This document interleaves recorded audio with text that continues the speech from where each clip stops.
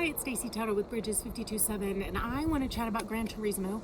I got to see it a little bit ahead of time. It's really widely released this weekend coming up.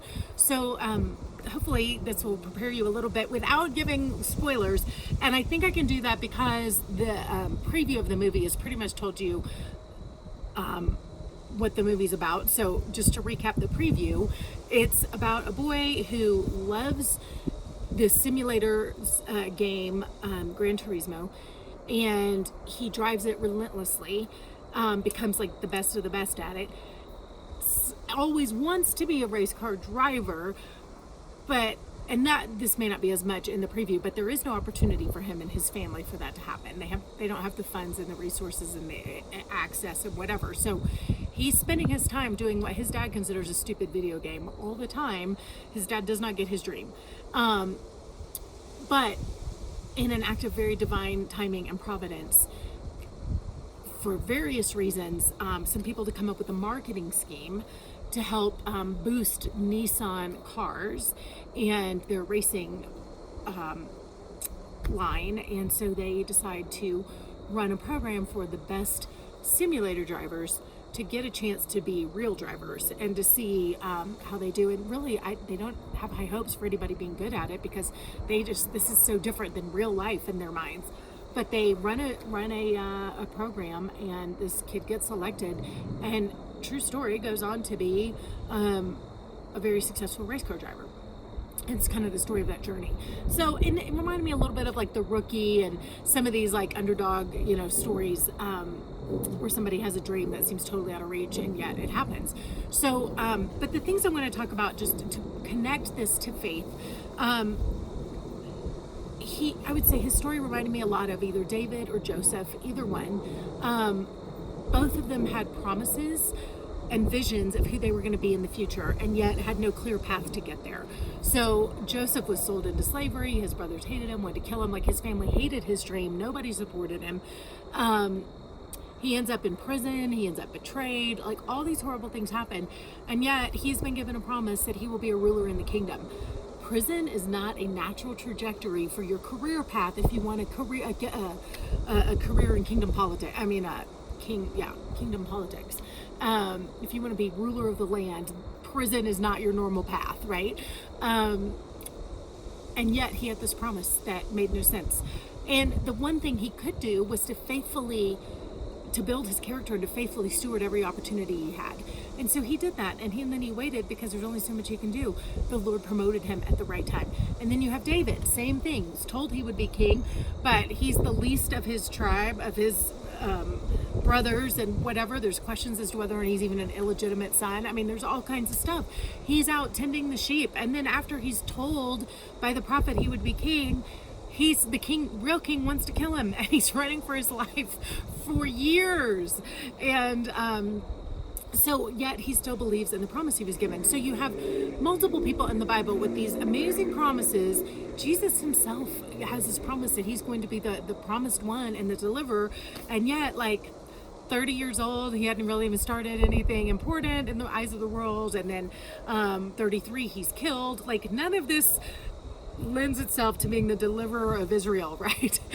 But then he was resurrected. So the Lord has these crazy ways of resurrecting dreams, these miraculous ways of getting involved in our story. And I think this story reminds me of all of those where this kid did what he could do. He was faithful to play his video game. And I will just say that it's so easy for people to judge and think he's just being lazy and he's wasting his time and all of that, right? It would be so easy to judge, and yet it was the thing he was passionate about, and the Lord still found a way for that passion to be manifest in his life through an act of really divine providence and timing, that this particular program came out at that moment when he was ready. The opportunity is, I don't see how you can look at that and not think that was a gift from God. What else could that be? This isn't something that happened all the time. It was an amazing opportunity. And so this crazy thing comes together, just like with Joseph, just like with David, just like Jesus, where the Lord intervenes with something miraculous to put his man in the right place at the right time. The thing that his man does in each one of these circumstances is to be faithful with the little things. And I talked about this in the review for the Blue Beetle also, but like God says, don't despise small beginnings. So to be faithful and humble with what you have. And one of my favorite Bible verses, 1 Peter 5, 6 through 11, I think it could be 2 Peter, I think it's first. But he talks about humble yourself in the hand of God, and at the right time he will exalt you. And then it kind of unpacks that. It says like, so while you humble yourself and you wait, you can cast your cares on him because he cares for you, and you watch out for the devil who prowls around like a lion looking to devour. I know that you're not alone in your suffering, that other believers are suffering around the world with you. And then at the proper time, the Lord himself, and this like deeply intimate wording, I love it, that the Lord himself, it's not like the cosmos puts things into alignment. No, the Lord himself will restore, confirm, strengthen, and establish you. So if we look at that in terms of this, the kid humbled himself, tried to listen to his parents, tried to honor things, but he also stayed faithful to do the little things that nobody understood. And in the end, he was restored to his family. He was confirmed in his belief and his passion. He was strengthened and established as a racing great and for all time. Like, right? I mean, all of those things came true. His job was to humble himself and wait on the right timing. And I just love that if we will do that, like these promises over and over. It's the great story arc of the Bible. We see it over and over and over.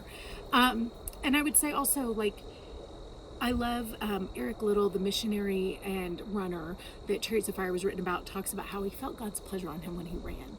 And I just think when we really understand that God is a loving Father who placed dreams and desires in us, I think it's okay to sometimes just sit down with the Lord and say, hey, look, and I've done this. Like, I have dreams and I see no way to make them happen. And here's the deal. You can change my heart. Maybe these aren't the right dreams. Totally get rid of them. Or you can make them happen. I don't know how to do this, but you do.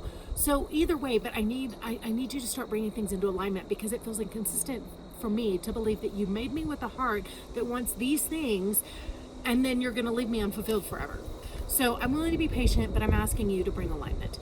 And I think if we really understand Eric's comment that God, when we are doing the things that he gave us, our passions, when we are doing the things that make us smile, it puts a smile on his face too. So this kid, even though his dad didn't get the racing thing, the Lord did. And the Lord's pleasure was on him when he raced his video games so much that he created a way for him to do it in real life. And I love the promise of that for our lives. So here are my questions. Like, as you wrestle with this movie, or you go see it with your family, or whatever it may be, ask your kids, what are the things you dream about, that they dream about, that do they feel like you're supporting them, or that you understand them? Are there things that you haven't understood that they really have a heart for? And if so, like, how can you support it? And it may not be that you throw money into it or whatever, but like, you know what? Even the dad at one point goes, I don't get this stuff. Like, I don't get your video game stuff. But he goes, but I do want to be supportive. And so you may not understand the dreams of the people around you, but that doesn't mean you can't support them and pray for them. Doesn't mean you can't say, I don't get it and I don't see a way forward, but we can pray for alignment, and we can pray that God either promotes you and makes that happen, or that he changes your heart to do the thing that he wants you to do if that's not it. Like, either way, we can pray, and we don't have to see a path forward. We can trust in the God who does, and the God who is the way maker. I don't have to have a way, God does. And so if I will just put it in his hands, and if I can pray for my friends and their dreams, and we can support each other in that way, whether or not we get the things that make them tick. So I think there's a lot in this, because anytime you're dealing with like passions and desires in the heart, like there's so much rich content to talk about. What are the things are there things in your life where you feel God's pleasure on you when you do them? Like, I love that question. I love that question because it reminds me that God actually delights in me. And like, what are the things that I can do that put a smile on your face because you see me doing the things that you made me to do, Lord, and gave me a joy in, whether I'm good at them or not. I think there are things that the Lord just delights to see us do because it makes us happy. I think he delights in seeing us laugh, right? So anyways, I could keep going and going. The heart stuff is so deep, and there's so much to talk about, but this has gone way longer than I anticipated. Hopefully this gives you some good things to jump off from into conversations, either with the Lord yourself or with other people. All right, have a good night.